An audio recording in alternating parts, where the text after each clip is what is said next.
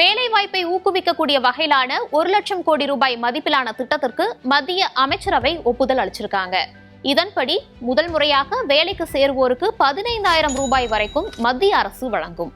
பணி வழங்கும் நிறுவனங்களுக்கு 2 ஆண்டுகளுக்கு சலுகைகளும் வழங்கப்படும். இதன் மூலமாக 2 ஆண்டுகள்ல 3,50,00,000 வேலை வாய்ப்புகளை உருவாக்கணுங்கிற டார்கெட்டையும் பிக்ஸ் பண்ணிருக்காங்க. அதே மாதிரி கூடுதல் வேலை வாய்ப்பை உருவாக்கக்கூடிய உரிமையாளர்களுக்கு 2 வருஷத்துக்கு ஊக்கத்தொகை வழங்கப்படும். உற்பத்தி துறைக்கு மேலும் 2 ஆண்டுகளுக்கு நீட்டிக்கப்பட்ட சலுகைகள் வழங்கப்படும்ங்கிற முடிவையும் எடுத்திருக்காங்க. 4.1 கோடி இளைஞர்களுக்கு வேலை வாய்ப்பு, திறன் மேம்பாடு மற்றும் பிற வாய்ப்புகளை எளிதாக்கக்கூடிய வகையில 5 திட்டங்களின் தொகுப்பின் ஒரு பகுதியாக தான் இது அறிவிக்கப்பட்டிருக்கு. இதனுடைய மொத்த பட்ஜெட் 2 லட்சம் கோடி எனவும் நிர்ணயம் செய்யப்பட்டிருக்கு. மேலும் இந்த திட்டத்தினுடைய பயன்களை பொறுத்த வரைக்கும் வர்ற ஆகஸ்ட் மாதத்தில் இருந்து ஆரம்பிச்சு 2027ஆம் ஆண்டு ஜூலை 31ஆம் தேதி வரை உருவாக்கப்படக்கூடிய வேலைகளுக்கு பொருந்தும் சொல்லியிருக்காங்க. தொழிலாளர் வருங்கால வைப்பு நிதி அமைப்பில் பதிவு செய்த முதல் முறை ஊழியர்களை டார்கெட்டா வச்சுதான் இந்த பகுதி 2 தவணைகள்ல 15,000 ரூபாய் வரைக்கும் ஒரு மாத தொழிலாளர் வருங்கால வைப்பு நிதி ஊதியத்தை வழங்கும்.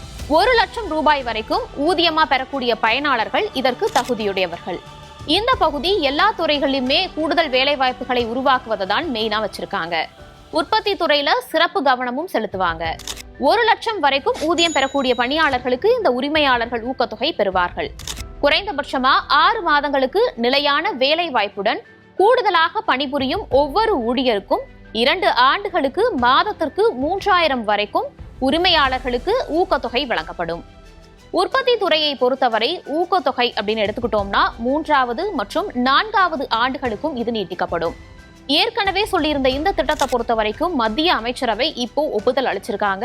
வேலை வாய்ப்புகளை அதிகப்படுத்தணும், உற்பத்தி திறனை அதிகப்படுத்தணுங்கிற மெயின் மோட்டிவை வச்சுதான் இதை அறிமுகப்படுத்தியிருக்காங்க. இதன் மூலமாக புதிதாக வேலைக்கு சேருபவர்களுக்கு 15,000 ரூபாய் வரைக்கும் ஊக்கத்தொகையாக கொடுக்கப்படுங்கிறது தான் முக்கியமானதாக பார்க்கப்படுது.